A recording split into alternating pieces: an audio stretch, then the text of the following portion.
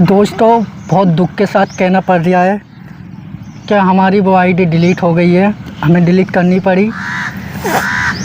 उस आईडी पे हमने कुछ ज़्यादा ही गाली गलौज कर दिया था, जिसकी वजह से हम पे बहुत रिपोर्टें हो गई थी, हमें बहुत चक्कर लगाने पड़े थाने के भी। तो दोस्तों वो तो आईडी हमें डिलीट करनी पड़ी, पर दोस्तों हमने प्रॉमिस करा है कि अब बिना गाली का कंटेंट लाएंगे, कोई गाली गलौज नहीं होगी हमारी वीडियो में।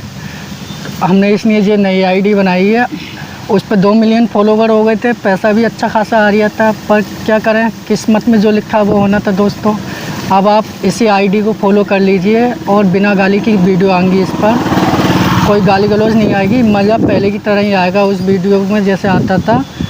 इस पर भी वही मज़ा आएगा, बस गाली हट जाएंगी इन वीडियो में। आप इसे फॉलो कर लीजिए, वीडियो हम बहुत जल्दी लाएंगे।